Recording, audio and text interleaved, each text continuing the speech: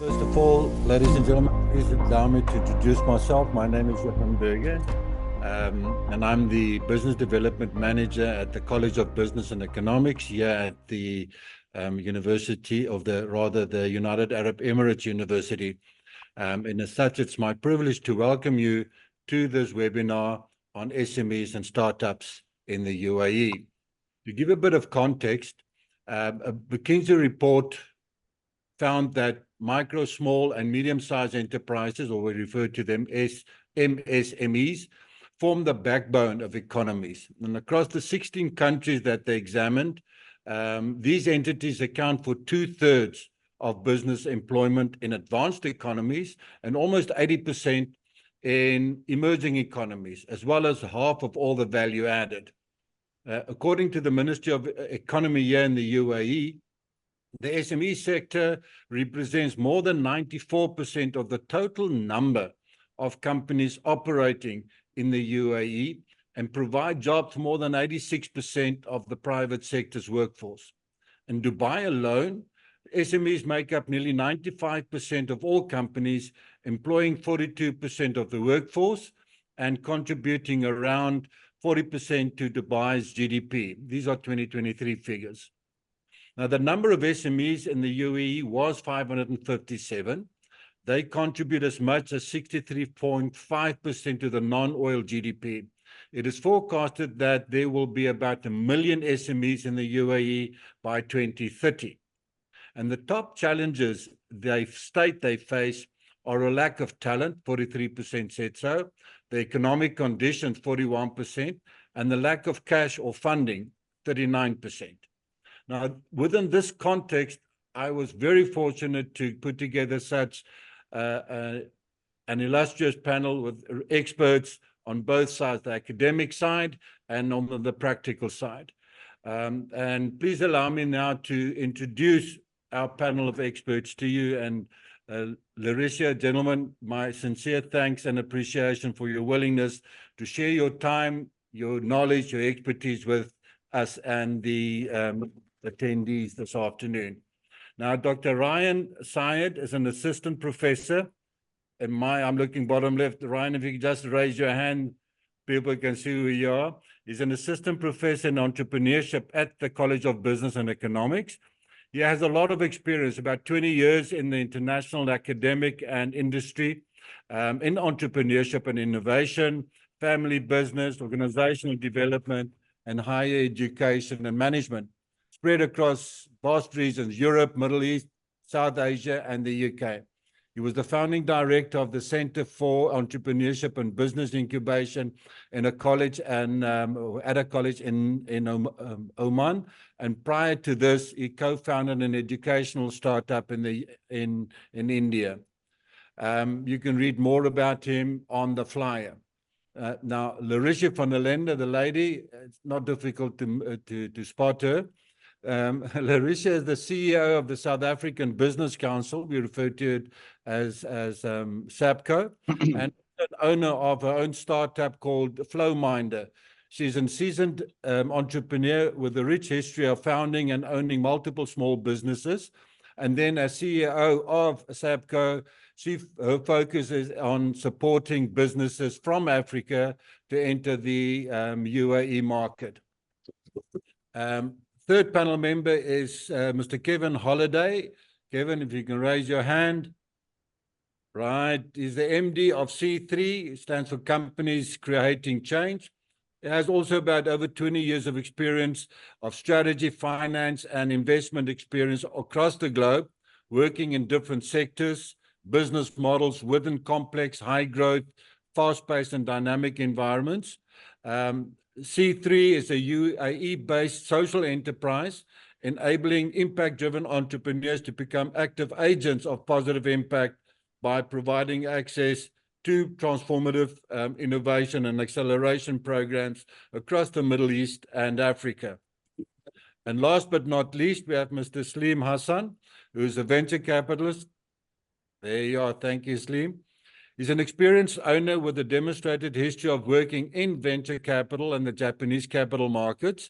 There's a lot of skills in investor relations, securities, asset management, investment advisory, and working with technology entrepreneurs.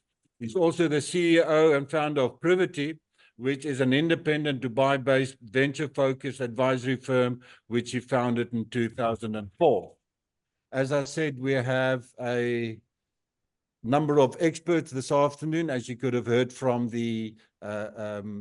my introduction. As I normally say, these people don't tell you the wall is white because they read it's white. They tell you it's white because they painted it white. I think without further ado, the afternoon between now and 4 o'clock, I have prepared a number of questions which we will putting to the panel. If any of you have, as the delegates, attendees have a question, please send it to me via either the chat function or the Q&A function. I will check both. We can then pose those questions to the panel. Okay.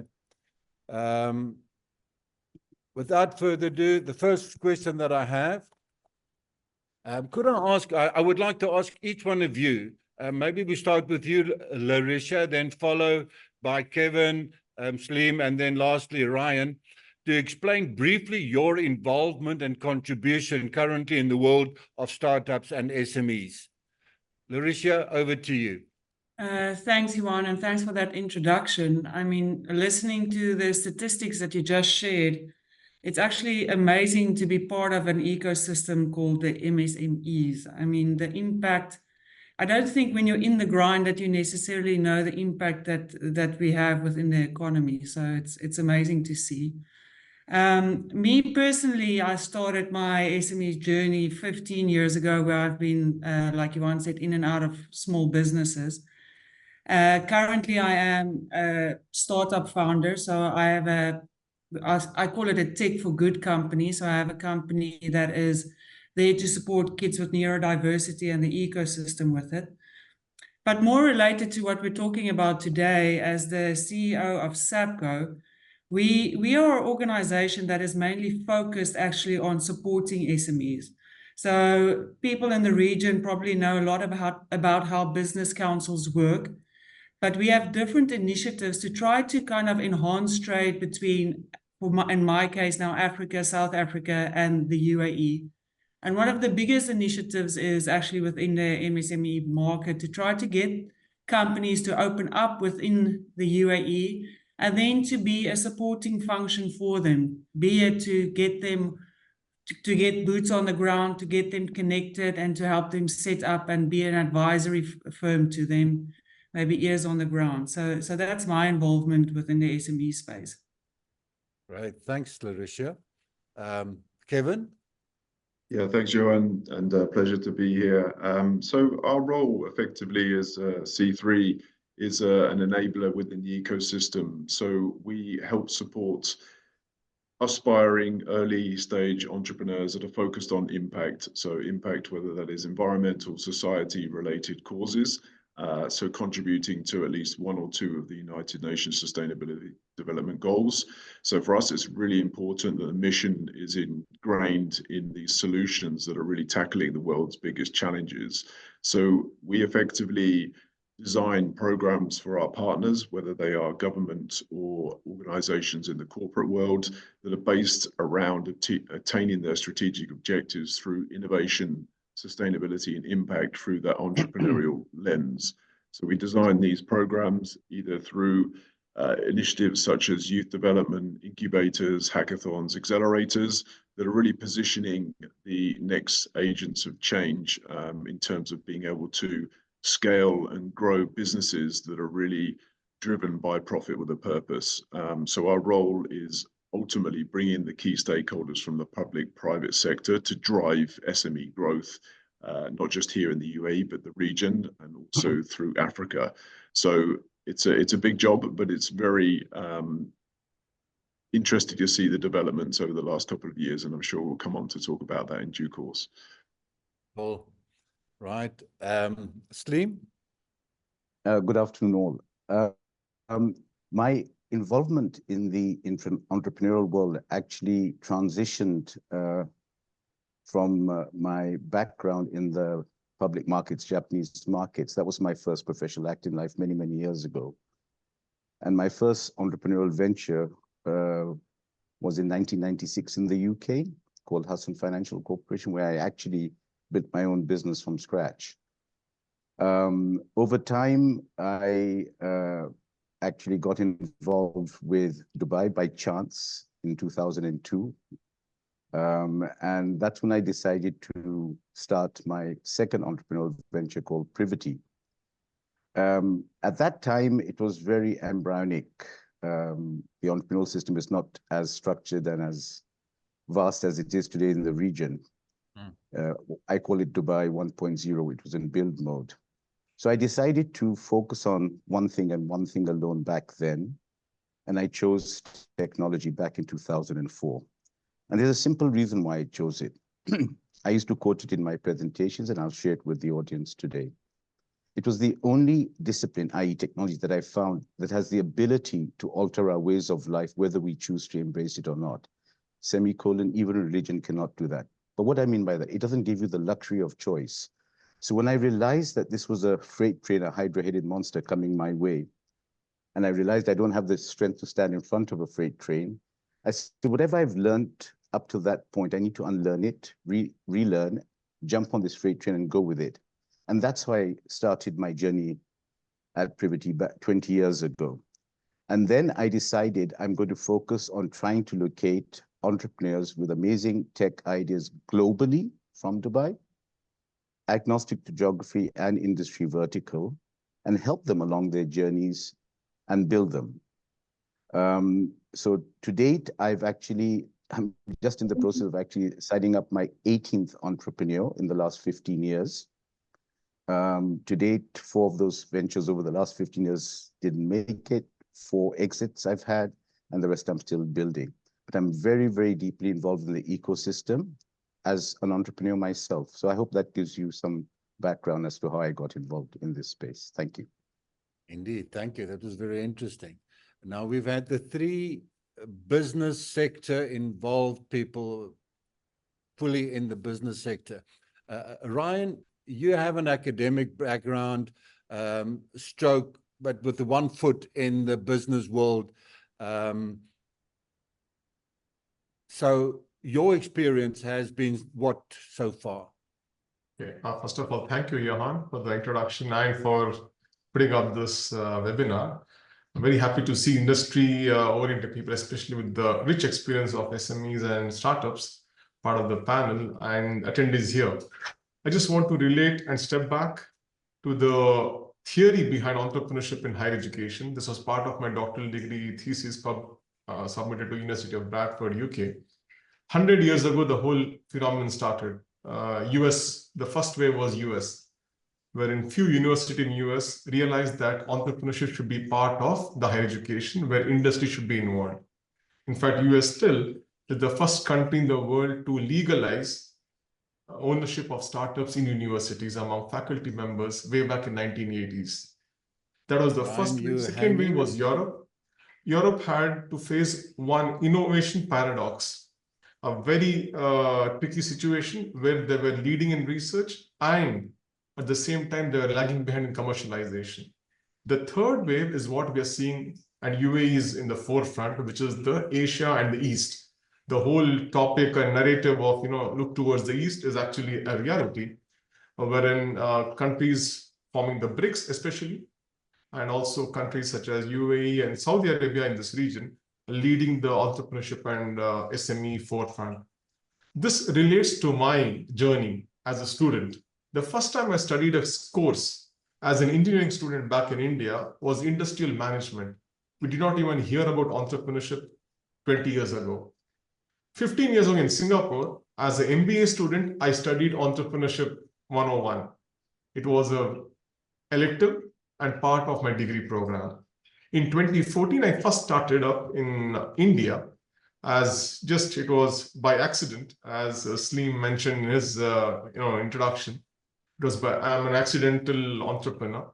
But then throughout the higher education experience in the last 10 years, it has been conscious efforts to actually put in the required mechanisms, dynamics in place so that students can start up in universities.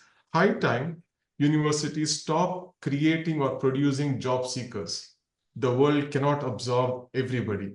We need to focus on job creators. And I heard about the experiences from the panelists with their own startups and their efforts and initiatives. This actually is the need of the hour, especially UAE, since it is a pioneer in many aspects. And now 20 years ago, I had not heard about entrepreneurship as a student. 20 years later, my students, I'm the course leader for entrepreneurship course, and also I'm the program leader for a new undergraduate program, which is in the approval stages. As you know, Johan, it is a full-fledged undergraduate degree program in digital entrepreneurship. First of its kind in the country, wherein students will be given 1 full year to test their idea in the commercial world, in the industry, come back and incubate within the university with full support from our Science and Innovation Park. So from 50 marks final exam to 1 year of incubating an idea, we have come a long way, but the change is there. The pace of change should be faster, and that's my whole pursuit. The whole intent and my pursuit is to accelerate the change. Right. Thank you very much for that very comprehensive introduction from your side and what it is that you're doing. I know you have a passion also for working with students and then looking at the startup environment and supporting them in that. Speaking about the startup environment, this is a question I'm throwing to all of you.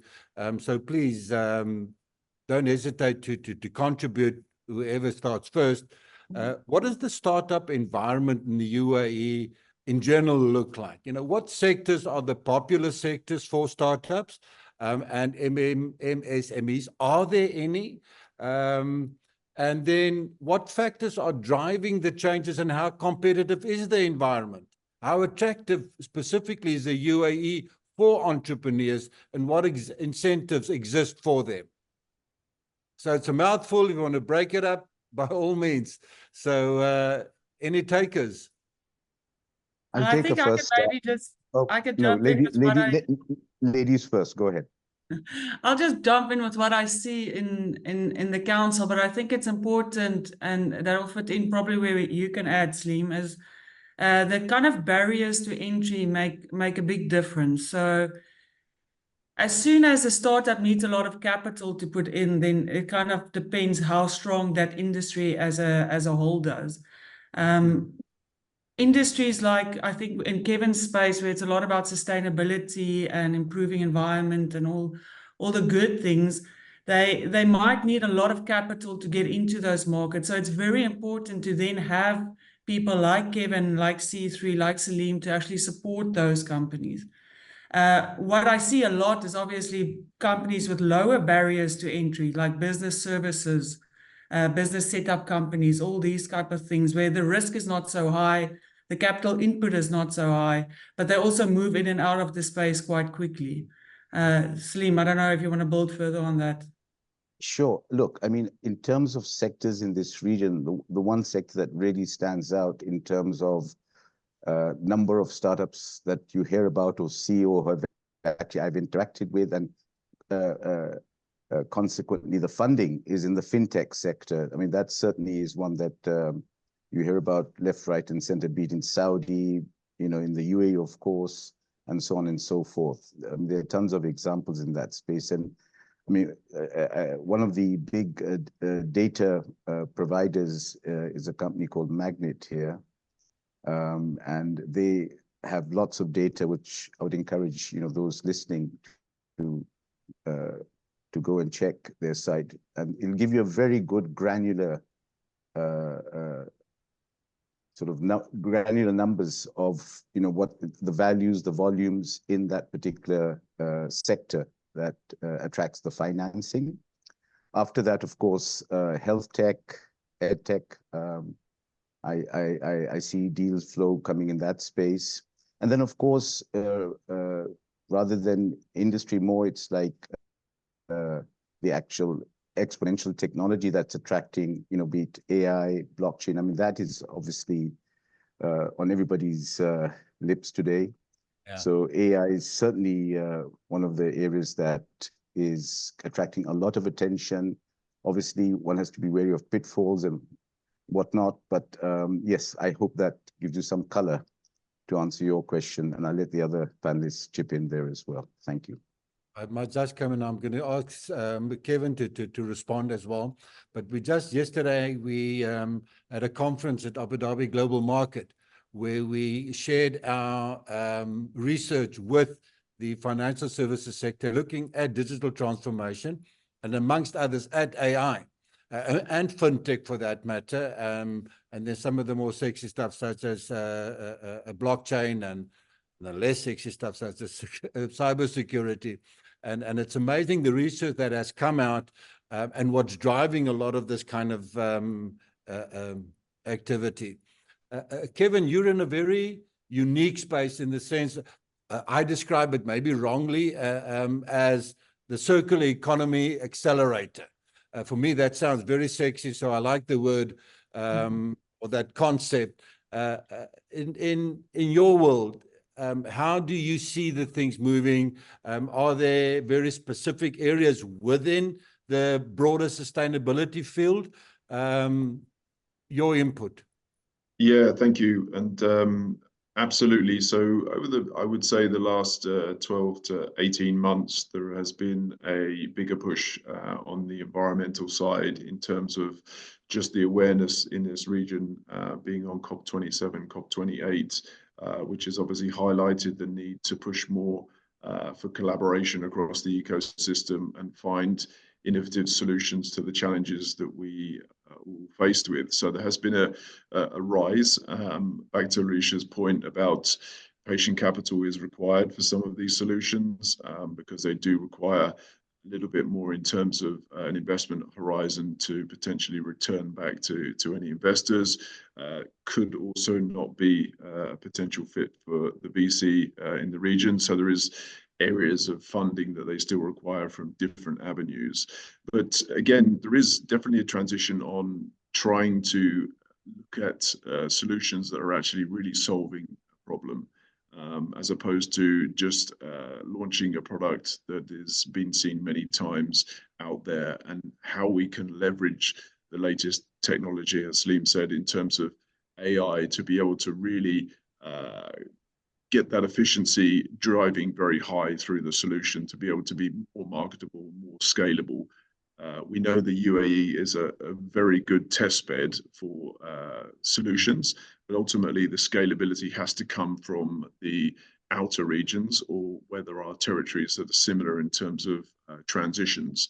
So there is a very useful drive in the UAE to be able to obviously take a good sample of the many nationalities that we have, the different tastes and these types of elements that are here, but then obviously moving to maybe Saudi or Egypt, where there are bigger populations to be able to transition to. So in essence, there is obviously the last couple of years, we've seen the fintech rise, as Salim mentioned, the education, health, all of the really great solutions that are really trying to help support that end user a little bit more, especially also from an inclusive. We also spend a lot of time on how we can support underserved communities when it comes to access to education, financial services, and health products. So yes, there is definitely some sort of headwinds that we should be looking towards in those sort of areas, but there are obviously still the challenges when it comes around funding, and there has to be a little bit more when it comes to designing more innovative mechanisms for these really amazing solutions to be able to get funded. So overall positive, I would say, in terms of just the awareness that is being driven by this region. The ease of doing business has also really pushed the needle. I remember when I came to the UAE back in 2008, it was much harder to do many things back then, including business activities. So now, especially and the UAE has positioned itself as a central hub to be able to actually attract talent, which again is another, as you mentioned at the very beginning, Johan, in terms of what's required to bring and attract talent to this region. So yes, there are definitely some key trends emerging, but there's a long way to go, I would say. Right. Ryan, you're sitting in a different space, but you were operating in Oman, and you've been in the UAE for quite a while, and you've done a lot of research already. Do you have any specific views from your side that you would like to share? Sure. I think I can add on with all the comments shared by the panelists, and I agree with them. On one side, we have the UAE trying to support entrepreneurship from academic side, at least. We have a lot of competitions. I'm the coordinator for 2 initiatives with UAE University. One with Unipreneur, which is a Dubai-based organization which supports student startups. Another is EEA, Emirates Entrepreneurship Association, based in Abu Dhabi. So seed funding level, it definitely has laid a good platform. I have my own students. I've mentored around 5 entrepreneurship ideas in the last 2 years since I joined UAE University. And I've seen them winning competitions, winning the seed funding, starting their company. But as Kevin mentioned rightly, the next stage of funding is where UAE really needs to work upon. Because the idea is good, the start is good, but to progress it further is where we need more concentrated efforts from the industry, from the government, and from higher education sector, which is called the triple helix model of innovation, wherein 3 of them, very systematically support entrepreneurial ecosystem, especially from the academic side, that is the student startups. Right. Also referring to the point of the borrowed entrepreneurs. Many entrepreneurs in the last 5 years, as I see, due to various macro and meso issues in the countries, whether it is political issues or economic issues, UAE has been a safe bet for not only coming here, but also using this as a pivot to scale in MENA region and Asian Africa region.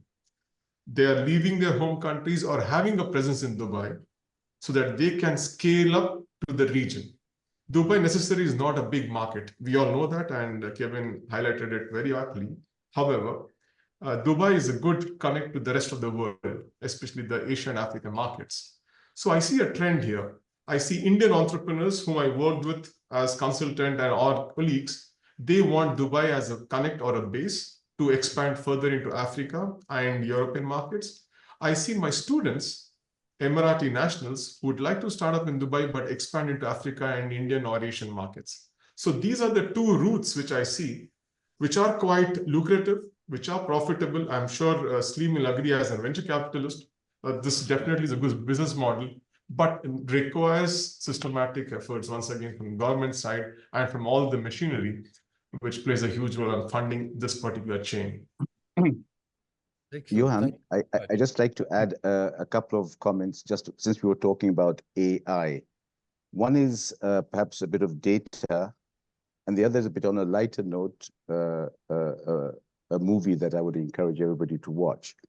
On the data side, there's been a plethora, an explosion of AI startups globally. I mean, I've heard numbers like in excess of 20,000. Out of that universe, I believe there are only 2 or 3 that are actually revenue generating as of today. OpenAI is one of them. And of the universe, there are about 7, 10 tops that actually have products that have been deployed in the marketplace.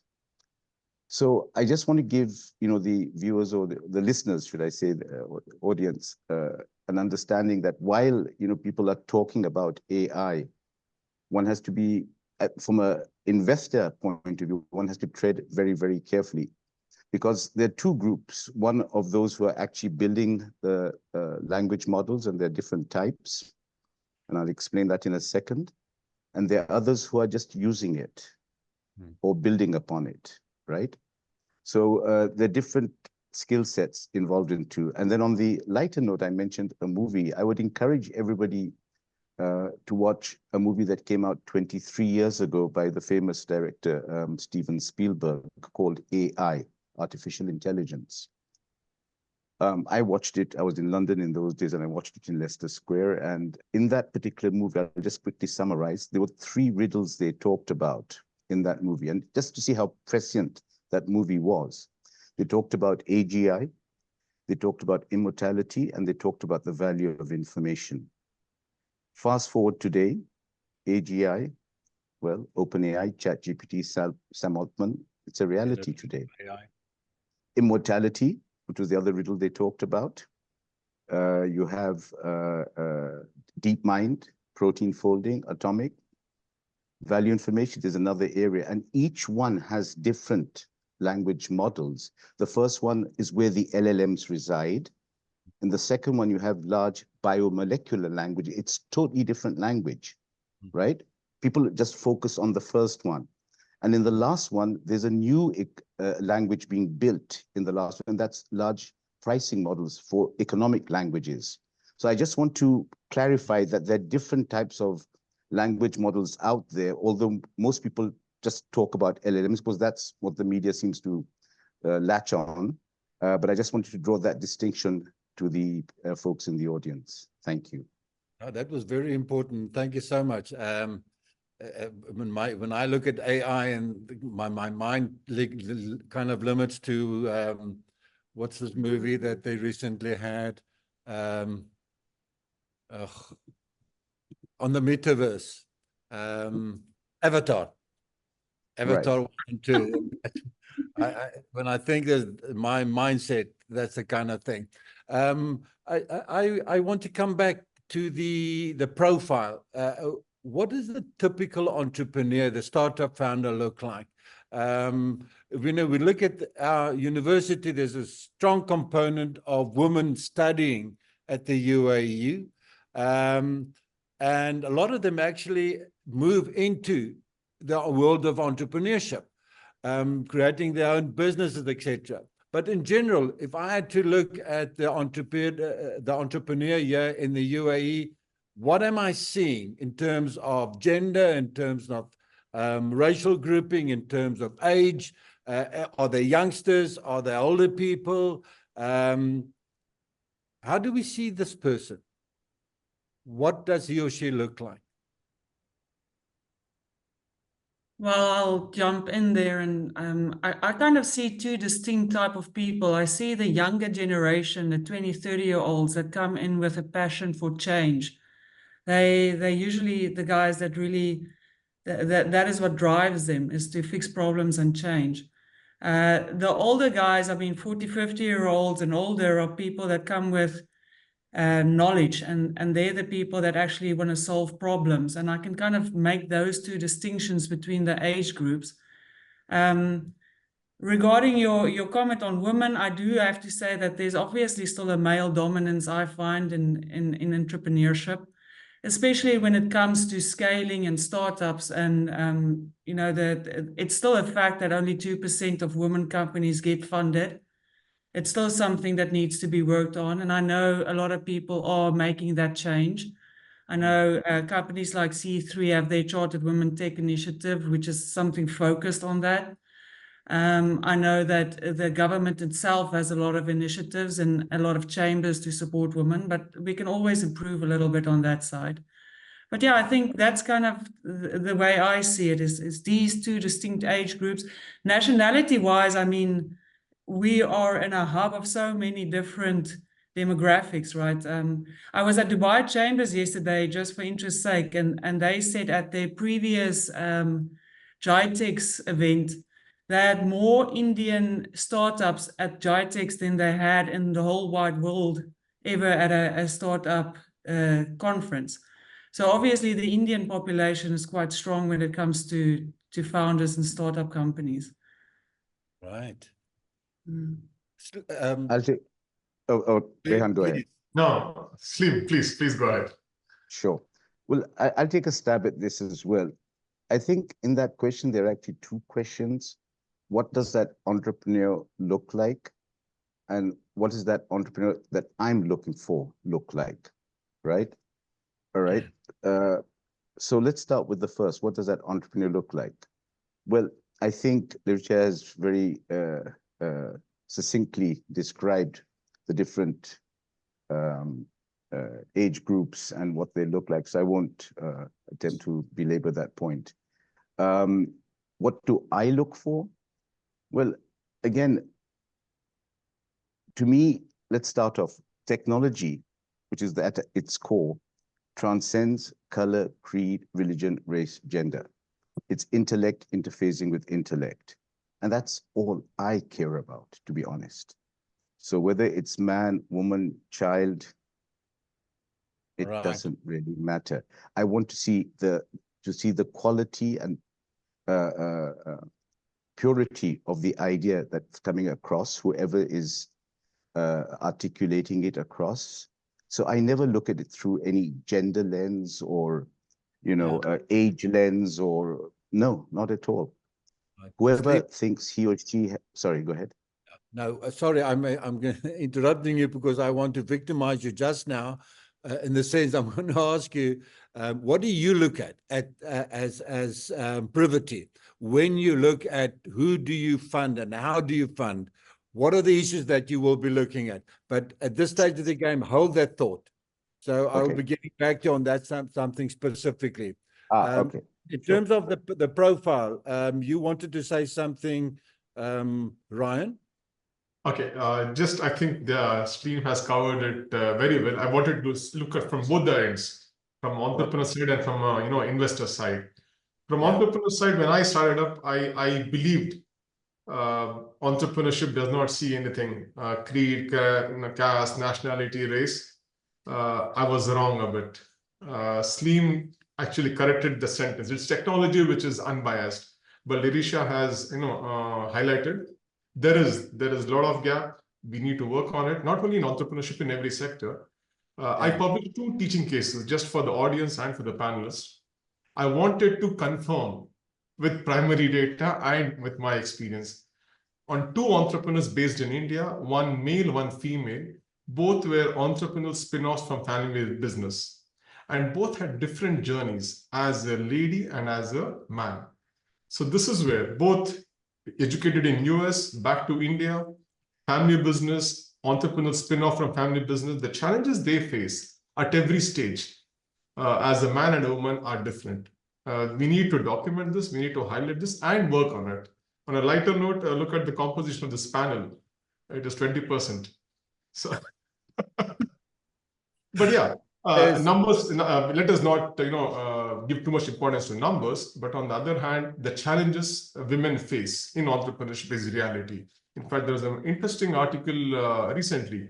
I have tagged a couple of my entrepreneurship researchers who are focusing on gender, and that states when it comes to investors, that's just a study from the UK perspective. The study has been done with UK investors and UK entrepreneurs. When it comes to trying to see which particular startup is more promising in financial returns, they tend to invest in male-founded or male co-founded startups. When it comes to stability or seeing the safer options of investing, they see female-founded. This is where the psychology of that's a very insightful research. In fact, I can share the full paper with you, Johan, so I can disperse it to the audience also. We have to learn from these realities and not grumble about them, not complain about them, but actually as academicians, as venture capitalists, as entrepreneurs, like the panelists, we need to work on those areas. Cool. Kevin, you have something new to add? Yeah, sure, happy to. And I think a lot of it's been covered, but just a couple of points that I find interesting. Obviously, from a standpoint that, entrepreneurship over the last 10, 15 years has become more aware across the globe. Obviously, the rise of the huge tech giants from, bedrooms and garages to, success stories has made that industry very, want of a word, sexy to become, right? So in the realms of growing up personally, you either became a lawyer, an accountant, or a doctor, right? So there was less of a attraction towards doing something on your own because it was considered much more risky. It was safe to go to a nice corporate job. So I think now, obviously, those access is a little bit more, and that really sort of comes back to the inclusiveness. I think that the range that we see from very early, 20s all the way to, 50, 60, in terms of there is still a passion to be able to solve the challenges that we have from a humanitarian perspective. So it's also attracting a lot of very smart people that have spent a lot of their career in corporate roles, wanting to become entrepreneurs to either give back or see it as a change in career. So I think ultimately the profile is across the board. We see a lot of female founders, at least 1/3 of our alumni or our portfolio companies are female-led.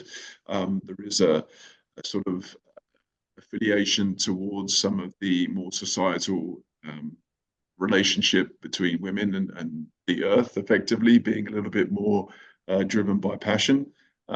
So it's incredible in terms of the amount that is really being done in that area. So I absolutely agree with the amount that's needed to require to help support when it comes to female founders.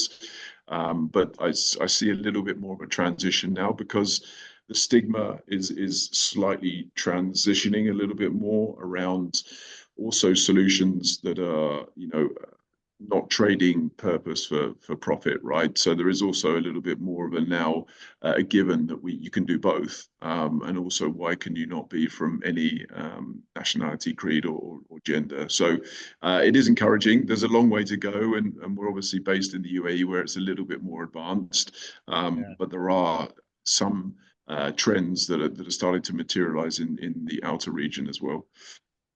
Okay. Thanks for that, Kevin. And in terms of opportunities, you've mentioned as a panel, Slim, you spoke about fintech, edtech, health tech, so the technical world. We spoke about services. Kevin, you're in the circular economy environment, where that is concerned, and you mentioned from where they come, Ryan. So from an opportunity perspective, I see a couple of sectors that seem to be more attractive than others.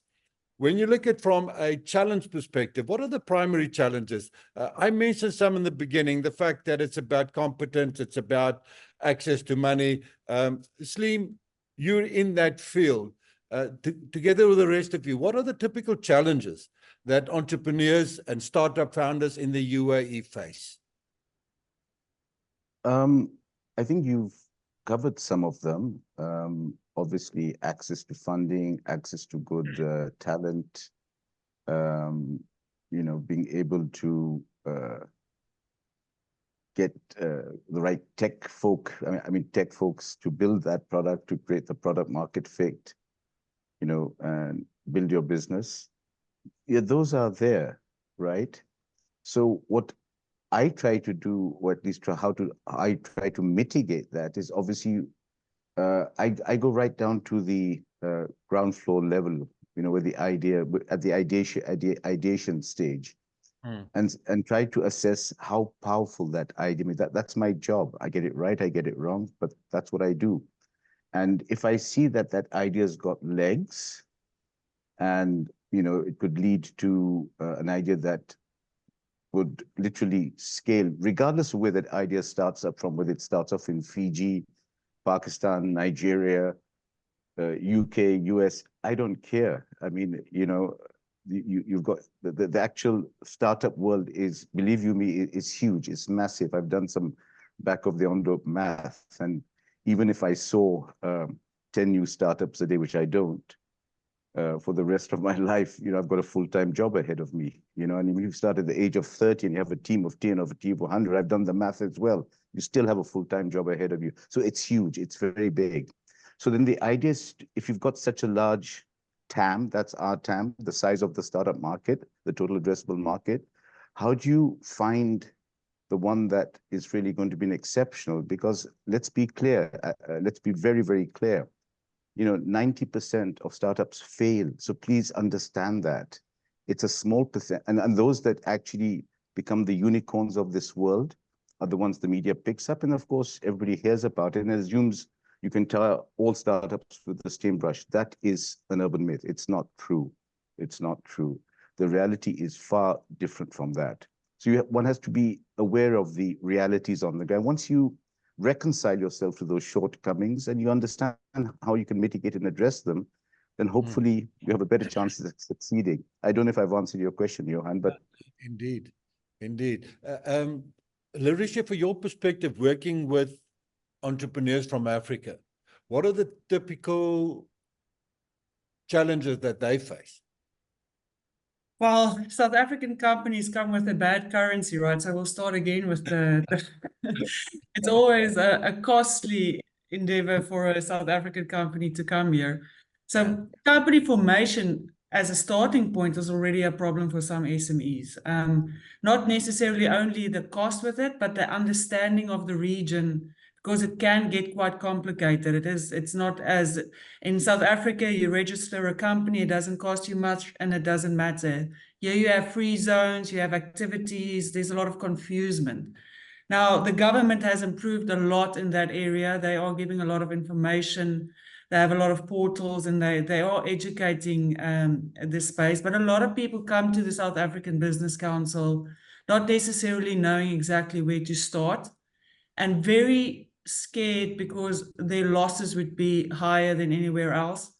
So they will gamble less. They're not willing to be as risk-taking as necessarily they would in South Africa. Then to build on what Saleem said, I often find that people, they see the market the wrong way. So they would do very well in a specific region, and they would think that they can come and copy and paste it here in the UAE. And that doesn't work. Firstly, on the TAM point, your addressable market is usually smaller if you're very country specific. If I have a product that's very catered to the South African population, then my TAM is very small. And to assume that the other nationalities will like your product or like your service is not necessarily something you must just assume. So it has its benefits. I think we've touched on it before, that because we have so many nationalities, it's nice because you can test your product very well, but obviously it has that risk that you don't actually have the market. Yeah. Okay, thank you. That's very interesting. Saleem, you have a quick point? yes, just on the same subject, yes. I think Rehan alluded to it earlier, and I want to just amplify that a little bit, if I may. He talked about the trihelix structure I'm very, very familiar with. I mean, that's how Silicon Valley started, where the public sector, private sector, and academia came together. So you had the trihelix structure.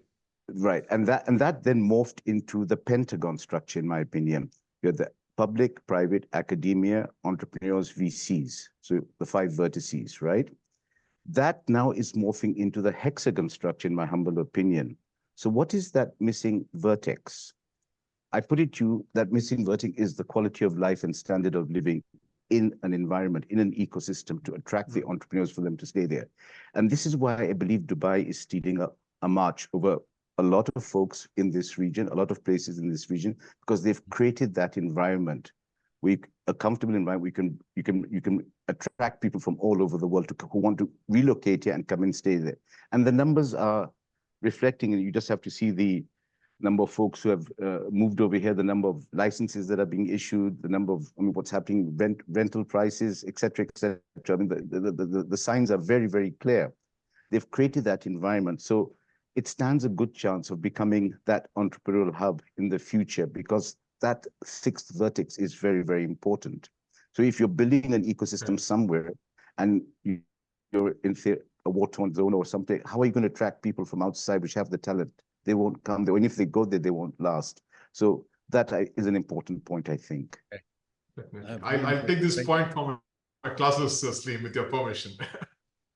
Please, with all permission, you absolutely. Johan, if I can just add and continue and wind up this point, an important point. I see the panelists, they work with entrepreneurs from all over the world. I work with local students, especially the nationals at UAE University, and back in Oman, it was Omani nationals. In the last 8 years of my experience in the GCC region, I've seen a drastic shift. and it is quite strong. When I joined the college in Oman, the business college in Oman, it was the fascination for a job, particularly in petroleum sector. That was the ambition of almost every student. They study to get a job in the public sector, especially in the oil and gas sector. I saw the same thing shifting in Oman, and UAE also has been shifting. I would like to highlight the point Nirisha made regarding GITEX. I was there last year, and I saw the Indian startups. Indian students have considered and have accepted the family business as a good platform for their entrepreneurial spin-offs, which the UAE students are now accepting. And I see a growing number of students who are actually considering the family business, not as just one more, generation step, but also trying to make it a platform for their totally different. Might be they were into wood and farming, but they want to venture into the tech space, as Slim has highlighted already. So I see a drastic change in a very short period of time, less than 10 years. The mindset change is apparent. On that point, you're talking about that, the Luta Biofuels is actually where one of the Luta family members moved away from the normal business, the group as such, and came up with something like Luta Biofuels, which is about using used vegetable oils in restaurants and hotels and create biodiesel and stuff like that from it. So it underscores your point very well. Kevin. But he still kept the family name. It helps. I know. Yeah. One day when I'm big. Right. Kevin, you have something? Yeah, sure. Look, very, very happy to comment maybe just on some of the challenges faced, as you mentioned, specifically around the early stage ventures. We see a lot of innovation being created on the ground, a lot of government initiatives here to be able to provide the necessary capacity building to get to a stage where you can then enter the market and start to think about scaling. But then, as we know, we're not operating in a homogeneous region, so scaling to other countries requires potentially different regulatory frameworks and governance. So that scalability is always a challenge. So we try to think about how you can enter new markets quickly, potentially, as you scale with a bit of an ease of transition. So that's always a challenge. The other challenge is rushing products and solutions to market. It's always something where the first route is always business to consumer, but actually you'll find if you look at going to B2B or B2C, it will save you considerable cash when it comes to potential marketing and having access to tried and tested networks. So there is a little bit more needed, I think, to just hone in on the areas where you can be cost-efficient startup by bootstrapping and keeping yourself in the game and demonstrating to investors that you have really tested that market will help significantly when you continue to grow. So yes, there are challenges, but I see now obviously more access to potential routes to capital and markets if you are able to demonstrate that you have done your credible homework in building a business. So the money is there, even though we do all complain about access to across the boards. I think it's just building your solution to have that credibility that is tried and tested ultimately.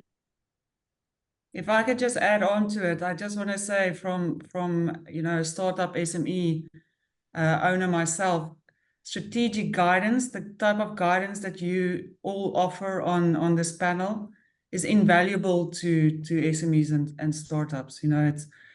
You are on a very lonely road, and if you just ask yourself the whole time if you think you are right, you will probably hit a wall quite soon. So that's another point, is strategic guidance from everybody else. Right. And one last point on the subject regarding financing and investing. What are, when entrepreneurs go out to seek capital, what are they competing against? Forget about their own business. They're competing against the cost of capital. All right. When cost of capital was zero or even negative, it was a free lunch, right? Today, cost of capital is not zero anymore. I, as an investor, plonk my money and get 5-6% risk-free in a T-bill. And that's why, that's why capital is always there. Capital markets trade every day. Every day there's money changing hands, right? In the forex markets, in the stock markets, bond markets, etc. But the cost of capital is important. So please be mindful. And then we're obviously in a environment where interest rates are elevated right now. So that is something one needs to think about. So you have to really, if you want to stand out and really attract the capital that is out there, because from an investor side, they're also saying, well, this is expensive capital, right? So if I'm going to invest, I want to make sure I cover my costs as well, right? And so your idea has to stand out. The goalpost has moved further away and just narrow. That's all it happens. But you can still score a goal. I used to tell my students in my MBA program back in South Africa that people do it for love. Investors do it for love of money. You make peace with that. There's no free lunches, as you point out. Ladies and gents, I identified 25 questions, and being the arch optimist, thought I would be able to deal with most of them. And we're not going to get to halfway. And we have actually got a number of questions which were very specifically asked to people. And I'm going to deal with some of them. Kevin, there's two that come in your way. And obviously the rest of you, I would like you to also contribute where you can. The one person asked, how do you see the role of corporate social responsibility evolving among startups and SMEs in the UAE? And what specific challenges and opportunities do you think they face in integrating comprehensive CSR practices within their business models? You might have addressed some of it as we've spoken already. I can. Yeah, no, sure. And look, absolutely. I think anything when it comes to a topic around CSR, sustainability, impact, it's all around awareness, not just from just the general feeling about what these activities encompass. It's that level deeper on how you can actually integrate that into your business model, or you can actually think about the partners that you could potentially interact with that have similar types of objectives. So it's always about actually tying back to your mission, right? So a lot of our startups that are coming through our programs have a big affiliation either to the environment or the society, and they go one step further when they articulate their mission to developing a theory of change. So it's actually how you are impacting your end beneficiaries. What is the inputs, the outcomes, and the opportunities regarded to those, and how you can actually then layer on top any type of ESG framework to be able to manage your business risk mitigation when it comes to unethical practices, etc. So there's definitely a way to think about how you can do that, but it always stems back to your mission, right? What is it you want to do throughout your product or solution that then interacts with your wider network? Now, here in the UAE, things are starting to move a little bit when it comes to awareness of CSR and also social enterprise activities. And for me, as we've mentioned, by default, things like edtech, health tech, fintech, they are actually supporting the ecosystem anyway. So they are actually potentially also very impactful as well. So I would love to see the blurred lines come away from the fact that you are either an impact startup or you are a profit startup, and actually start to think that you can use that one pocket theory as opposed to the double one. So I think, there are challenges.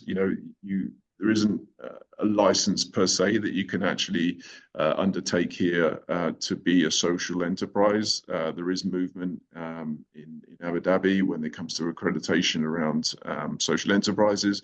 But here, and what C3 has done is that we set ourselves up as a commercial enterprise, but we have a social enterprise accreditation, which means that we've had to go back and change our constitutional documents to say that we are able to perform activities in a way that we are benefiting society. So there are ways of doing it. It's not the straightforward one that you would probably do in more developed countries, but there are mandates and initiatives to be able to do that.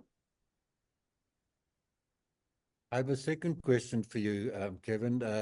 Muhammad Alabadla asked, he said, I read on your website that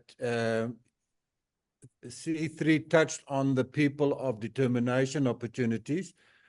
Being a non-national professional with a mobility disability, he's interested to hear from you, are there any startups or people with determination that are looking for attracting professionals with determination to join them? Since that one of the challenges mentioned is the access to the right talent. Yes. Do you have this kind of... Absolutely. So we've run programs in the past, one of which was a program back in the early parts of last year with Accenture, which was around diversity, equity, and inclusion. And that was for startups that were based primarily focused on empowering underserved communities, including women empowerment and people of determination.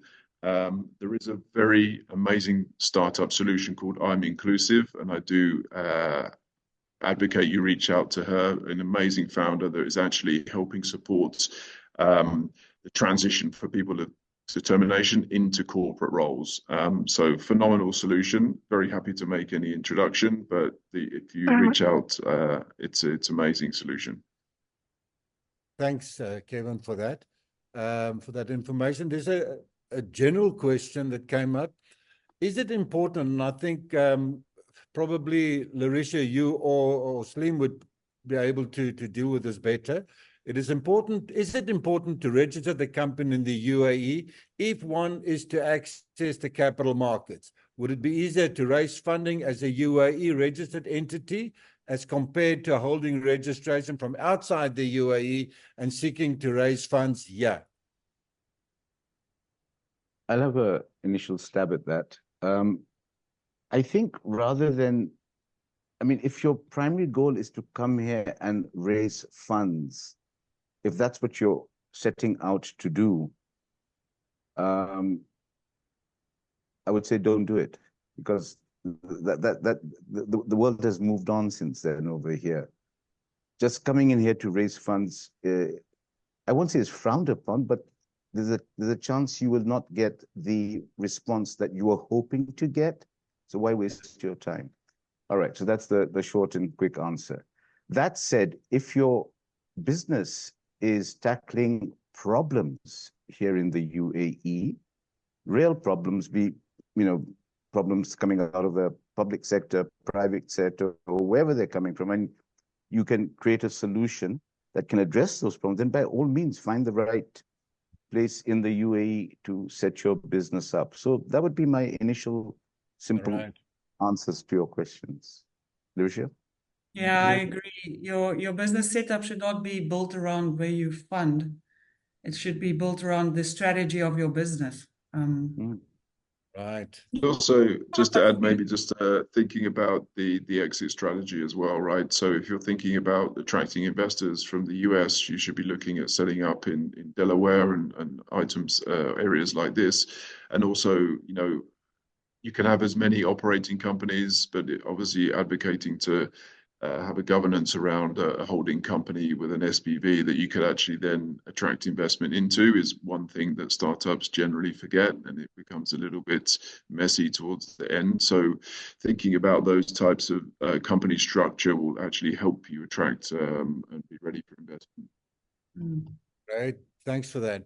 The question came through and reminded me that maybe we assume that people see things the same as I assume people see things the way that I do. But I was asked, what's the difference between a startup and an SME? In my mind, I see an SME something that is small. It's a raw, that's finding its business model, finding its foot in the market that it's identified, where an SME is a smaller or medium-sized enterprise that is up and running and is differentiated by size. Am I right? How do you see that? Is there a difference between a startup and an SME? Look, I don't want to quibble over semantics here. I mean, a startup, think of it as a baby at birth, right? I mean, it's a child that you got clothes for 0 to 3, 6 to 9 months, 1 year to 3 years, etc. Once the baby can walk, I a company standing on its feet, then the SME journey starts. So if I was to broadly categorize it, till such time that you can walk, quote unquote, as a company, you're a startup. If I just could add, you cannot be a 10-year-old startup, then you're a 10-year-old small company. So I've seen that Indeed. before as well. Well, yeah, I guess there's always exceptions to rules. I mean, Google took 12 years before they even took off the ground. Were they a startup in those 12 years? Well, it's open to the panel to decide. I mean, so there's no hard and fast, but I'm just giving a very cookie cutter, easy answer to compartmentalize it to answer Johan's question, or whoever's question it was that he was talking about. From the audience. Ryan, you're the academic amongst us. Put us on the straight and narrow. Let me give a very bookish or, a very answer. It's just business 101 in many of the business schools across the world. I've taught in India, Oman, and now in UAE.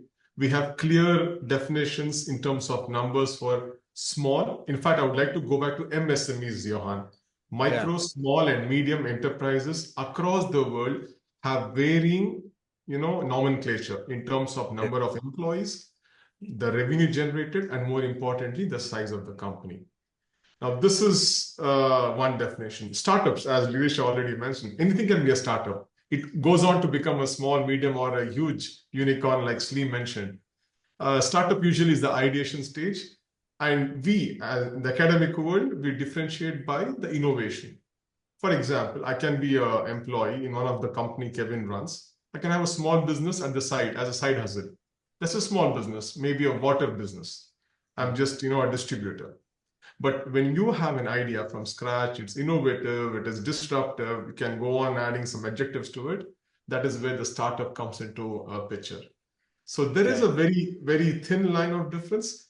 But MSMEs are clearly demarcated across in the the legal guidelines. Right. So the great term is, what is a startup? And just to again qualify Rehan's remark, whilst we think of startups, having a low valuation when they're starting off and then the valuation grows, there are exceptions. Now, OpenAI was a startup once upon a time. It was an idea in Sam Altman's head. And the first check he got was a $50 million check from Coastal Ventures at a $1 billion valuation, right? Now, would you say that's a startup? Would you say that's no revenues, no product? And he attracted that. I mean, that's how powerful that idea was, that he received capital, that valuation. So again, I'm throwing that out there just to put it into context, I mean, whilst there are definitions, academic, with all respect to Dr. Rehan, in the market, it just depends on the power of an idea, right? And if the idea is very powerful, then certainly what is coming out of the AI world bears testimony to what I'm saying. These are actual data points in the market, Cool. I have a very interesting question here from Paul Potgieter, who Larisha and I know well. He's asked, you said, each of you decided to be in the UAE. And I think that includes you, Ryan, probably for multiple reasons. But what is the one main reason you decided personally to operate in the UAE compared to wherever, Riyadh, Singapore, London, New York, whatever the case might be? Why the UAE? I'm happy to take a stab again. Please, I know my own I'd like you all to take a stab. Sure. So just for the audience, who don't know me, my formative years were spent growing up in the northern part of Nigeria. In fact, my last 7 or 8 years was spent growing up in the northwestern part of Nigeria in a little town called Sokoto, which is 200 miles south of Sahara. I grew up in a desert. And this fact is very important to me, which is why when I transitioned through Dubai for the first time, actually, I was here for 48 hours in 2002 on an Emirates flight, going from London to Karachi for 48 hours. And I smelled the desert for the first time after a 24-year hiatus from leaving Sokoto in Nigeria to the UK and then setting foot in Dubai for the first time. And that's what attracted me to Dubai, period. It was the desert. calling of nature. Okay. Amazing. Johan, because Please, Ryan. I'm the latest on the block compared to these panelists who have been here for a number of years. 2 years ago, I had two options, either go to UK or go to UAE from Oman. I chose UAE for multiple reasons, personal, family, but one thing is because of the proximity to Asia, proximity to my home country, India, and the ability to do something in startup world more freely with the connect to the world, East, West, and the rest of the world. So that's, I think, one of the decision points which I had to consider while deciding UK or UAE. Okay, that's interesting. Larisha, if I may victimize you. Yeah, well, I've got to leave out the personal reasons, although they will also be opportunity orientated. If I can answer it as in why did I open my business in the UAE or start my startup in the UAE? I'm an edutech, so my example is what a lot of companies do. I am testing the market of the UAE because a lot of the schools are British orientated. So it's a very good testing ground for me to see how my business will grow into the UK, will grow into the US market. So it's an ideal testing platform for me to kind of set up, and that's my motive behind the UAE. Okay. Kevin? Yeah, there's a couple of reasons, obviously, that have already been floated from the other panelists, but my main, I guess, one of the original ones that attracted me to Dubai, having grown up in the UK with the appalling weather, was the sun in the very first instance. It was just a warmer climate, and the fact that weather. exactly, and ultimately, the reason why I've stayed for so long is, again, the access to East and West, the ability to be very innovative. The government is very behind initiatives specifically, and generally tends to follow through with the ambitious strategic agendas that it sets. So for me, it's especially from other parts of the world that the economies are struggling a little bit. The UAE is attracting a new breed of positivity, I would say, outside of some of the challenges that we face. So yeah, in a nutshell, it was the sun. Things work here. No? That's my experience. Yeah, exactly. Well, I was in Singapore for 5 years before I came here, and the same thing there. People would ask me, Juan, what is the main thing that attracts you to Singapore? I said, things work here. And in the UAE, things work here. And government actively encourages entrepreneurship. It actively encourages the world of digital commerce and digital transformation. And they focused on making this country such a wonderful place to do business in that, I have one complaint about this place, and it's the fact that I wasn't here 10 years earlier. I stepped out on a lot of good things and good developments, but be that as it may. I have another question, and very interesting perspective, angle this person gives, Sliman, and it's directed at you. He said there might be some negative connotation nowadays. Why? The person says, Ahmad Drak says, I don't know, to the word venture capitalist, especially when it comes to the demand of unnatural year-on-year growth that they demand. That's not his opinion, and he qualifies it, in my opinion. What are your thoughts about funding a startup, but not through VCs? Bad idea, I would say, from your perspective. No, it must do, but they got to use VCs. Your response? I really use VCs. Okay. I really use VCs because after 20 years of being in this space and collecting my own data and understanding how VCs operate, one thing I've learned, Privity is a fundless sponsor, just to be very, very clear. We don't have a fund, but I funded 17 startups and mobilized north of $100 million across my portfolio of ventures single-handedly, just to put that in context. Again, I was on a panel probably 6-9 months ago, and I believe the moderator there asked a similar question.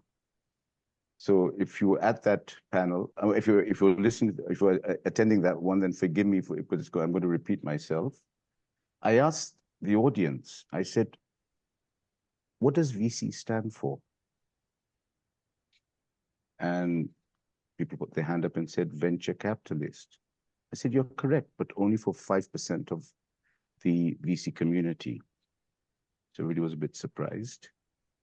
And then they asked me, well, what do the other 95% comprise of?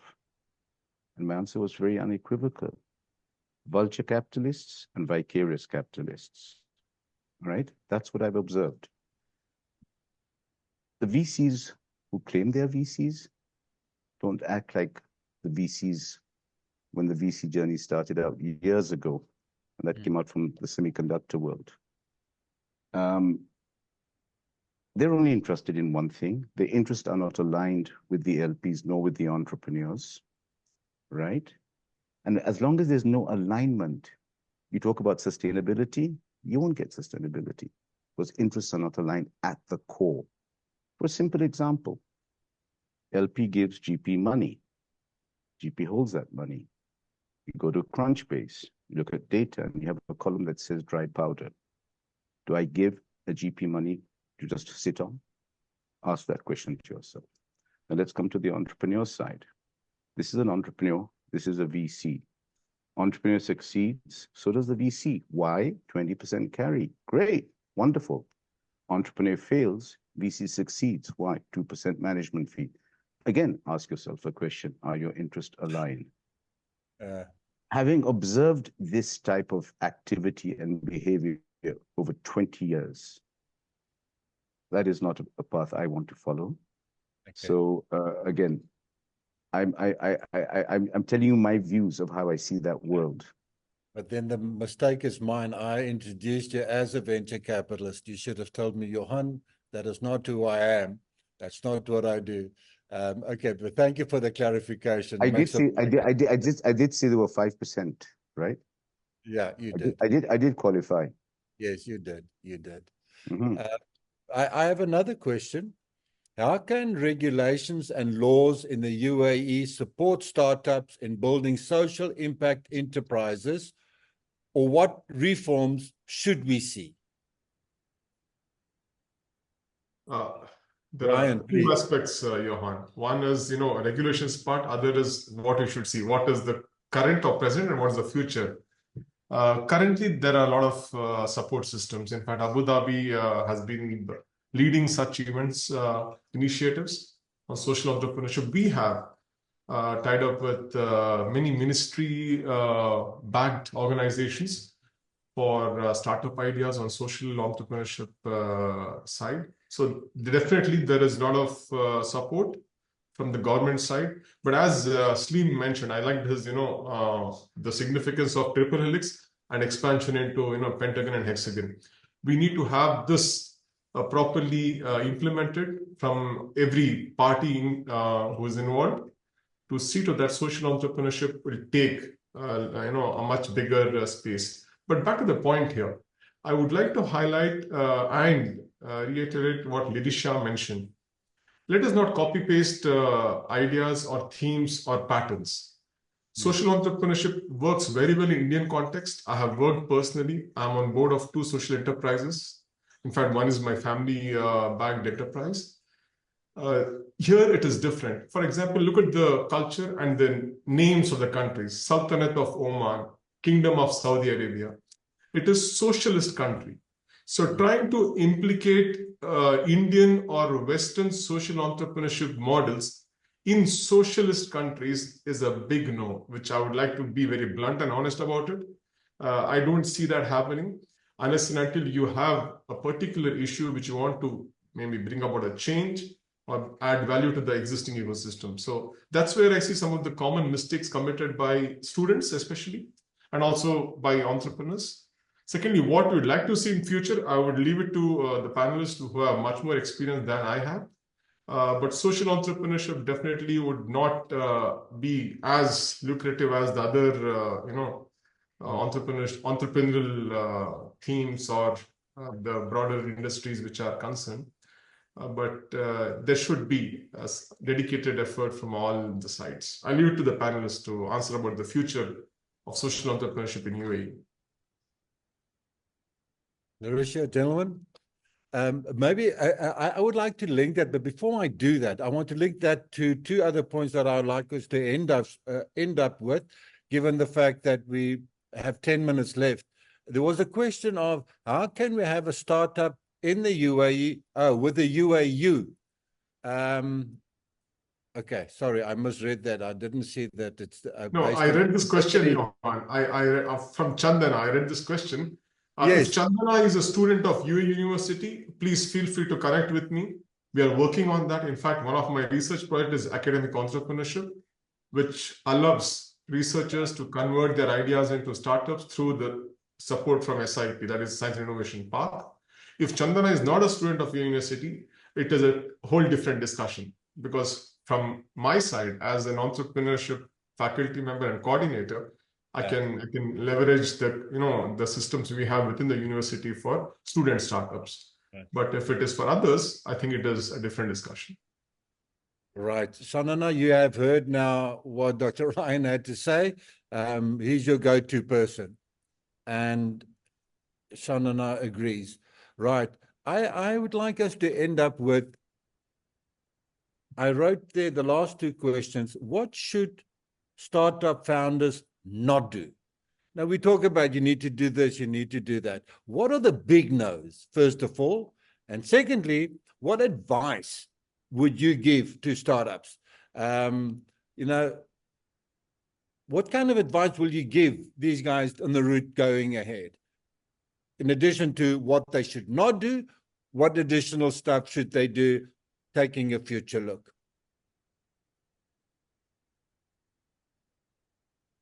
I'll start with the basic motivational speech of absolutely never give up. It's very, I know we say it a lot, but it is a lonely journey. It is a very hard journey.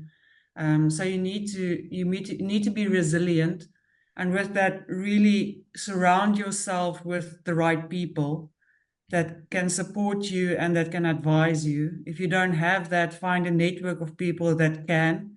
Networking specifically in the region is very important. I know it's hard work for some people and some people don't like it, but you do need to build your network and work on it. And then I always have this thing where I say, find what you're good at and double down on that part. So don't try to be something, don't try to be everything in your business. Find what you're good at and specialize in that. Don't aim for perfection and really just push it and never give up. Yeah. Now, find what you're good at and what you can make money out of. Yeah, and what you can make money out of. Yeah. Indeed. Right. Any of the rest of you? Sure. Before you go on, sorry, what you didn't tell me, from your point of view, what should not be done? I think aiming for perfection sometimes is, I mean, it's also said a lot, but perfection limits progress. So especially, we all like these words like MVPs and being quick to market and all that type of stuff. But there's truth to that, to fail quickly. And as a startup, it takes a lot of guts to take the first step. But if you keep on waiting for that perfect moment, the perfect product, the perfect network, you're never going to actually do it. So I would say avoid aiming for perfection. Okay. The rest of you? Right. Yeah, sure. Look, I've seen two types of startups. If I just do first-time entrepreneurs and serial entrepreneurs. And I see both. But my advice would be the following. If you are trying to solve a problem, whatever problem you've identified, do your work, do your research, get the data, really, really dig deep and get that data. I mean, don't come to me and say, I'm building an app and it can do this. Well, apps are a dime a dozen today. How do you stand out? So I'll tell you a little story just in connection with that so you can understand where my mind is thinking. You're familiar with waves of innovation that come and go over the years, right? Well, back in the 50s, there was the wave of innovation. It was called refrigeration, right? And prior to that, people had pantries, put salt on fish to preserve it. There were no fridges. Suddenly, fridges came into the world. Wow, the world changed because it was an innovative thing. Today, you know, General Electric makes fridges, Toshiba makes fridges, Siemens makes fridges. You got the picture. So fridges have become a commodity, right? But there were some companies that rode that wave of innovation have today become Fortune 100 companies. Answer, Coca-Cola. Do you drink a hot Coke? No. So think about it this way. Today, one of the things that, for example, is becoming commonplace, and I alluded to earlier about LLMs, we were talking about AI earlier. Today, LLMs, I put it to, will become commoditized. Find me the Coca-Cola of LLM. Come to me tomorrow and tell me I'm working on something and I found the Coca-Cola of LLM. You would have got my attention. So I'm giving you clues as to how I think or what I'm most receptive to. All right, using that as an example, and I'll take a pause there. Thank you. Kevin? Yeah, I mean, ultimately, as an entrepreneur, you're running 24/7, trying to fight fires on different fronts.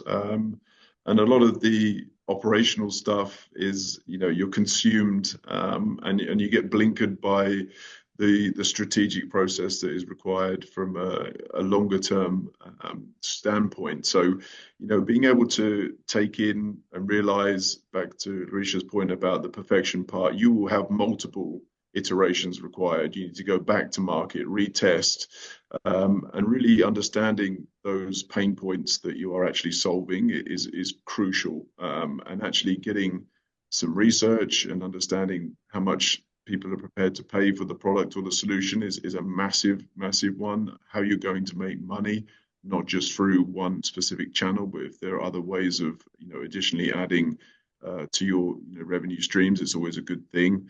And understanding that, you know, it's an old ad point, but the product and the market is key. You have to understand exactly those pain points in each and every market that you're operating.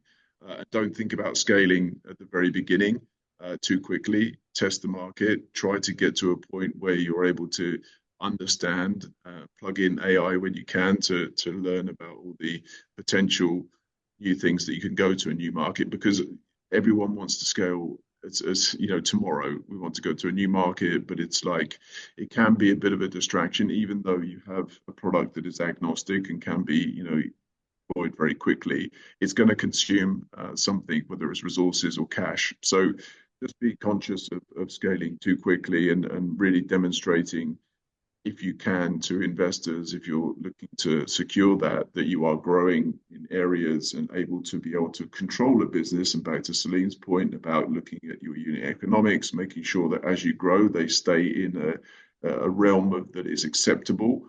Because when things are growing and things are rosy, you know, everyone wants to get to 100 employees as quick as possible, but it's not always that easy.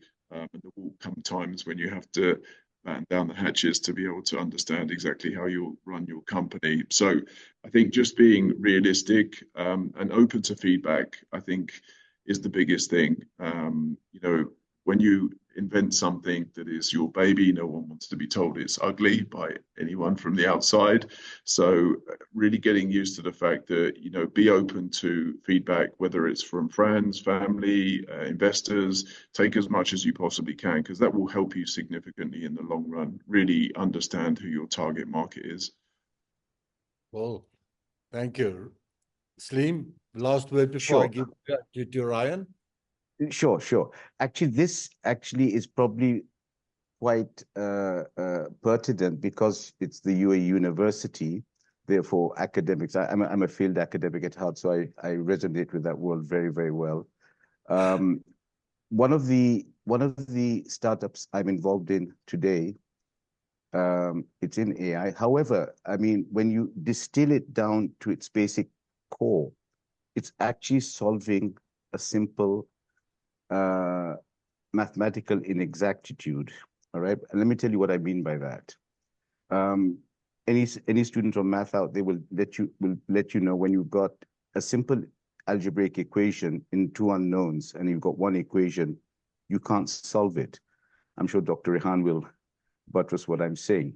You need two equations, two unknowns, three equations, three unknowns. Well, just imagine, this entrepreneur who came to me and showed me a way how to create a solution with his algorithms that collapses the two unknowns to one and thereby solves it mathematically.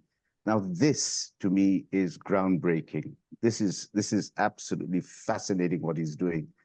And I mean, it all stems down to a simple mathematical equation. So again, if there are any folks from the university who are on this call right now, if you're working on research stuff and you can actually find a way to go into science, go into mathematics, physics, and find equations that you can bring into the real world and show how it can be solved, you will have my attention. Great. Yeah, you heard the challenge, academics. Ryan? Yeah, I think I have 1 minute to just wrap up. I'll go back to the basics, a very, very basic do's. Do before you start, read 2 books for the audience, especially if you're my student, you already know. If you're not, 2 books which I highly recommend, which I have read. One is Start with Why by Simon Sinek. It highlights the golden circle concept. If you want to start up, be clear about the why, first of all. Why are you doing it? And it should not be as frivolous as making money. You can make much more money than being a corporate employee. So why? What are you doing? That's your clarity about your product or service. And how are you doing it? So the why, the what, and the how is what people see. I've been on the jury. I've been on the competitions. I've been on the seed funding initiatives. This is what they see. So be clear. The book is what I highly recommend as an author. I have nothing to do with the sales of the book. Second is Entrepreneur Revolution by Daniel Priestley. This book highlights what is the present and the future and how things have changed, which Slim gave a very good example of refrigeration. The world has changed beyond our imagination, especially in the startup world. And if you consider the world as the open space for business, so Entrepreneur Revolution by Daniel Priestley, these are the 2 books which I would strongly recommend, because one book gives you the idea about the why, how, and the what. Other book gives idea about yourself. Who are you and what does the world want? These 2 are the books. That's do's part. Don't start up because you're passionate about it. Please, audience, don't follow your passion. Entrepreneurship is beyond passion. Passion is one major component. You need competency. You need to know how to make money. So the sweet spot is this. You need to be passionate. That is your heart. You need to be competent. That is your mind. And the finances. The money runs. It's the engine of any startup. So these 3 are the core of the don'ts. So don't follow your passion blindly. And please don't follow others blindly, because today's age of TikTok, Instagram, I've seen a lot of disappointments, because people 20 years ago, everybody wanted to be a software engineer, especially from the Asian and the Indian context. We all were supposed to, I think Kevin highlighted that, doctor, engineer, or lawyer. Now it is entrepreneurship. I'm an entrepreneurship teacher. I'm very passionate about it. Johan is a testimony to my passion about teaching entrepreneurship. But please don't do it blindly. So that is what I want to end my humble suggestions. Yes, Slim. Slim, you have the last word. All right. Since we've got Savko on the call, I think my last quote is actually going to be quite apropos, because it's an African quote from a gentleman by the name of Stephen Keshi. And I live by his quote. He's late now. He was the former coach of the Nigerian football team. And he said the following, and I say that to every single entrepreneur out there. He said, and I quote, "I don't need you to believe in me to succeed. I will work hard, and when I succeed, you will believe." Unquote. Right. Powerful. I finally feel motivated, Slim. Very powerful. Right. Thank you. Ladies and gentlemen, thank you so much. The audience will agree with me. This has been a fascinating year and a half. There's an old saying, and time flies when you're having fun. It has been fun for me this afternoon. Very insightful, listening to the obvious experts on your experience and your advice. For me, it's been tremendous listening to you. So thank you from the bottom of my heart. Thank you so much for sharing, for taking the time. You know, people sometimes say it's only time. Time is your only non-renewable resource. So you've given us that, and thank you so much for it.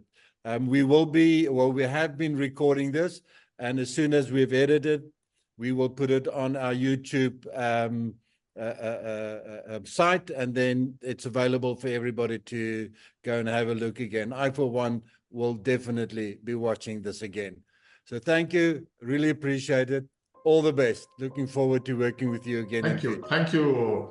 Thank you, Han, Thanks, for everyone. including us. Thank you, Thank you, Anya. Thank you, everyone. Bye, guys. Thank you. Bye.